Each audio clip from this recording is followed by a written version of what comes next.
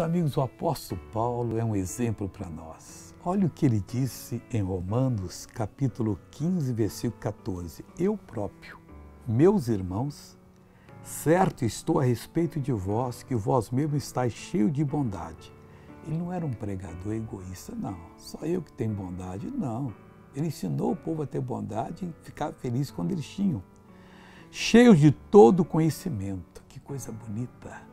Que homem desprovido de interesse próprio. O povo dele tinha que crescer e ser uma bênção.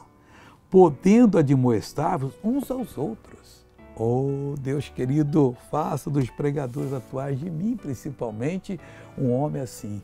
Que eu quero que o povo seja cheio de bondade, de todo conhecimento e que possa admoestar um ao outro, todo o povo de Deus. E aí nós teremos uma igreja forte, pujante, povo abençoado em nome de Jesus. Veja o que essa pessoa conta que recebeu de Deus e eu já volto. Aí eu já vinha vindo da igreja, deu um jeito nesse braço, já mandei bater raio-x, falou que não tinha quebrado, agora não está instalando, não está nada. Que coisa bonita, pessoal! Agora eu quero orar com você.